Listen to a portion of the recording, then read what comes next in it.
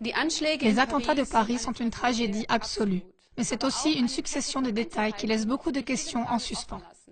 Comment un attentat d'une telle ampleur peut-il être organisé dans une capitale européenne? L'expression « management de la terreur » n'a pas encore été prononcée dans ce contexte. Mais Christoph Hörstel, ancien correspondant de presse en Afghanistan de la première chaîne allemande, nous explique ce terme et fait quelques déclarations brûlantes sur les prétendus attentats de Paris. Monsieur Hörstel, le terrorisme est maintenant arrivé jusqu'en Europe. Après ce qui s'est passé en France, on n'arrête pas d'entendre d'autres histoires provenant d'Allemagne, de Belgique et de partout. Je pense aussi que les gens ont peur, ou bien on leur suggère d'avoir peur. Est-ce un hasard? Non, bien sûr, ce n'est pas un hasard. Évidemment, cela a été préparé. Aussi, ce qui nous est rapporté par les médias de masse et qui n'est pas fidèle à la vérité, ça non plus, ce n'est pas un hasard. C'est pourquoi nous avons déjà entendu, il y a 1 an ou il y a 6 mois, que des combattants qui ont combattu en Syrie aux côtés d'Al-Qaïda, du front Al-Nusra et d'autres encore, allaient affluer pour ensuite probablement perpétrer des attentats terroristes selon leur ancienne manière de faire la guerre, des combats de rue, etc. Ça, c'est une chose. L'autre point doit bien sûr être observé sous un tout autre angle. À l'époque, en 2006-2007, en tant que conférencier au Centre des forces dirigeantes de l'armée, j'avais choisi pour le cours de sciences sociales l'Afghanistan. En tant qu'expert du pays, j'avais instruit les forces dirigeantes des troupes de combat allemandes sur la façon de se comporter en Afghanistan et pour ce cours, j'avais alors utilisé l'expression « management de la terreur ». Et c'est exactement ce qui se passe ici. Les gouvernements mentent, tous les gouvernements de l'OTAN. Ils ne mènent pas un combat contre le terrorisme, mais ils pratiquent eux-mêmes le management de la terreur. Les personnes qui sont mises en scène, qui perpètrent les attentats, sont dans 95% des cas très bien connus des services de sécurité.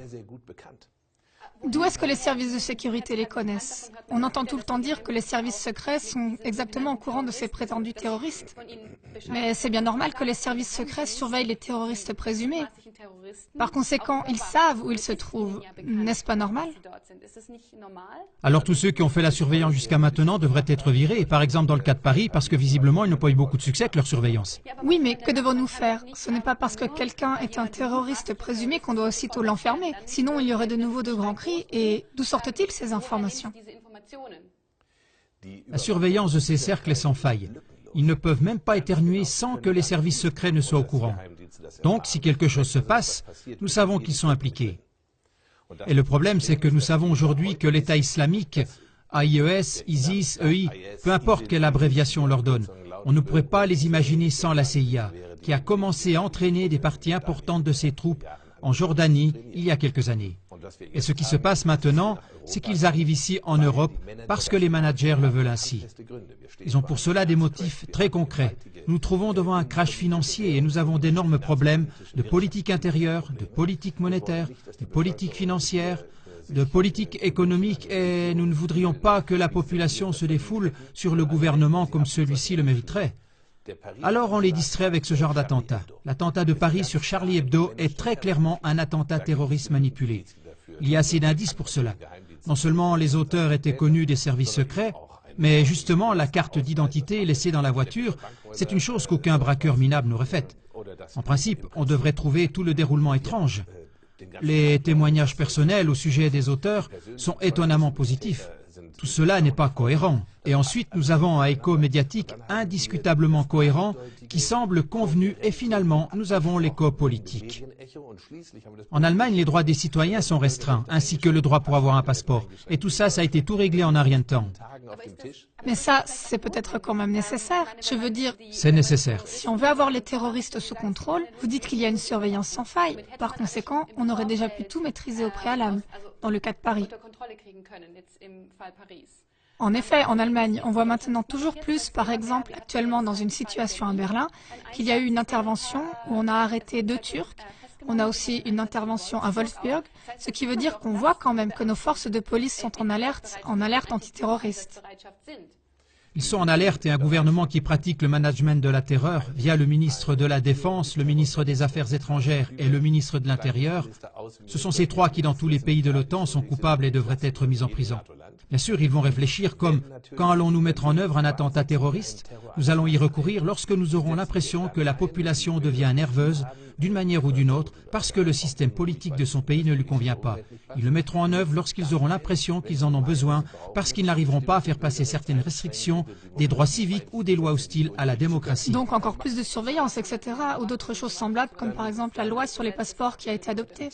Par exemple, ce sont exactement ces points-là. Lorsque le gouvernement a le sentiment « Ah, nous arriverons à faire passer la loi sans attentat terroriste », bon, on va quand même arrêter quelques personnes, parce que ce sont peut-être des cercles qui sont contrôlés, mais ils sont quand même peut-être capables de se débrouiller tout seuls.